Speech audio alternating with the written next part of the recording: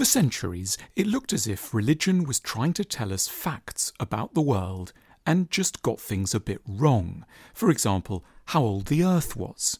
It claimed 4,000 years old. Or how many suns there were in the universe. It claimed 1. But in reality, religion was never really interested in doing the sorts of things that science does. It might have thrown off the odd theory, but at heart it cared about a mission altogether different. It wanted to tell us stories to make life feel more bearable. It was interested in giving us something to hold on to that could help us to make it through to the next day. At the same time, science, properly viewed, has never been the enemy of spiritual enrichment. It can yield ideas every bit as consoling and inspiring as those found in religion. We can usefully look to science for the sort of ideas that we used to seek in religion. Here are 4 big consoling ideas that can be found in science. Firstly, perspective.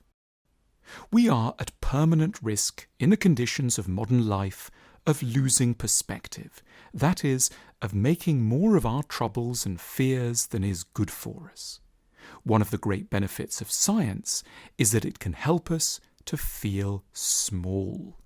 Science teaches us that our galaxy, the Milky Way, has approximately 100 billion stars in it, that there are 10 billion galaxies in the observable universe, each of which contains an average of 100 billion stars, which means that there are around 1 billion trillion stars out there.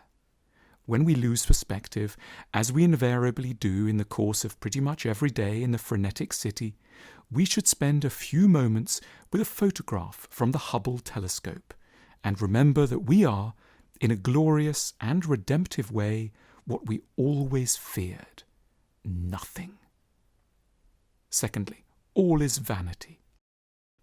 Many of our efforts are designed to perpetuate ourselves in time.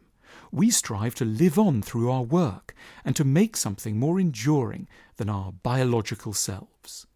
To release us from this exhausting and vainglorious folly, religions used to kindly remind us, in the words of Ecclesiastes, that all is vanity. Science offers us a yet more powerful expression of this biblical concept, the second law of thermodynamics. This states that the tendency of all systems, of which the universe is one, is to dissipate energy over time until it reaches a state of complete rest. Given a sufficient span, our universe and its superclusters of galaxies will all collapse, and we will enter what scientists call a dark era, in which, after so much excitement, individual and cosmic, nothing will remain except for a dilute, quiet gas of photons and leptons. The situation is no better closer to home. In about 4 billion years, when the sun runs out of hydrogen, it will become a red giant star, possibly expanding as far as Mars, at which point it will absorb and destroy Earth. To repeat the point, but this time with NASA's help, all truly is vanity. Thirdly, forgiveness. It's often tempting to lose our temper with ourselves and our fellow humans. Why can't we be more reasonable? Why are we so prejudiced? Why are we so prone to anxiety? Why do we eat so much? Why are we so interested in pornography? It's equally tempting to search for explanations that emphasize our villainous natures, and then to harshly condemn our lack of self-command. We end up disgusted with ourselves and judgmental towards others. But science, arguably more effectively than religion, can teach us the art of forgiveness and liberate us from our urge to criticize. Of course, we are less than ideally adapted to the civilized and complex lives we aspire to lead.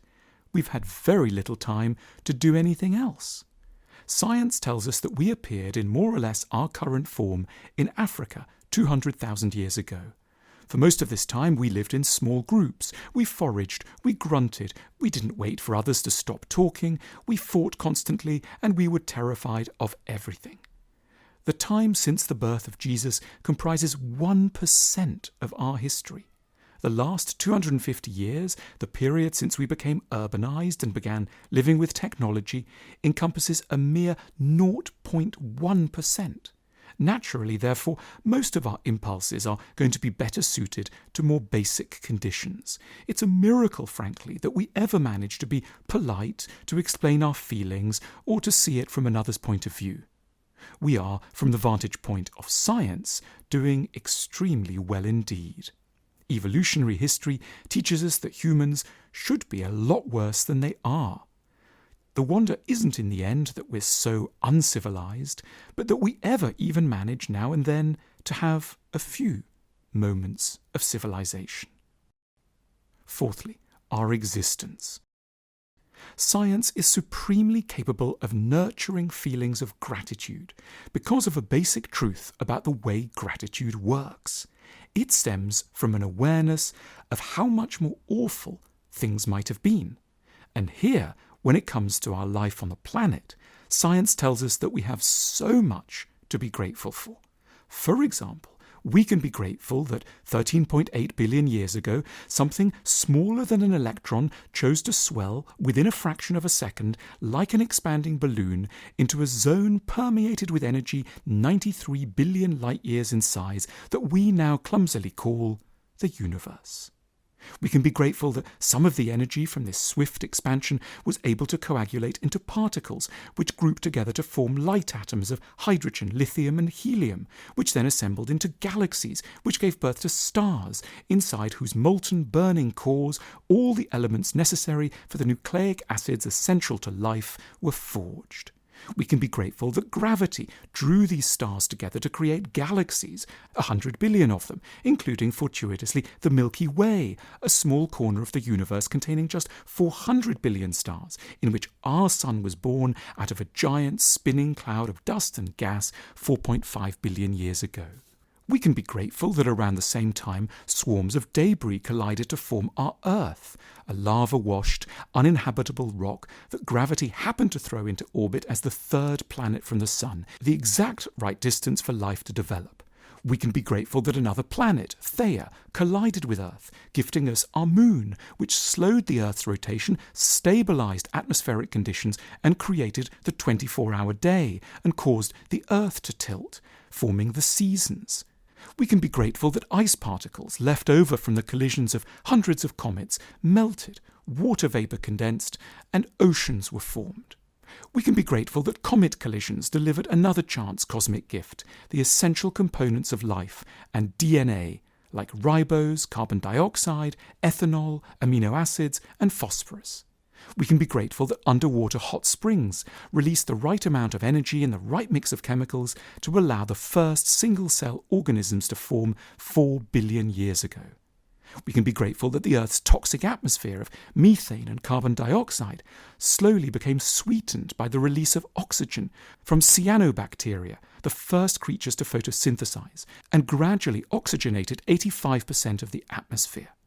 We can be grateful that an asteroid 15 kilometers wide happened to hit Earth 65.5 million years ago and destroyed most terrestrial organisms, including those non-avian dinosaurs, but created ideal conditions in which small, furry mammals, our close ancestors, were able to thrive with less competition. We can be grateful that your genes managed to pass safely through an unbroken 10,000 generation chain, despite the best efforts of cyclones, predators, and a constant barrage of viruses. And we can be grateful that an average fertile woman will have 100,000 eggs and a man will produce 1 trillion sperm, each of these very different, but that nevertheless you have managed to emerge from all the options just as you are. And to all this, as they used to say in the churches, one might cry or whisper, Hallelujah. There is enough in science to give birth to 20 religions, so much to worship, to be awed by, and to be consoled through, things like dark matter, string theory, or quantum wave functions. The curse of the modern world is not to have invented science, it's not yet to have understood all the amazing things one might still do with it. At the School of Life, we run regular virtual classes for adults. These mini-life courses cover such topics as making relationships work, overcoming anger and anxiety, career guidance, finding meaning and purpose in life, and using culture as a therapeutic tool. Click the link on screen now to learn more.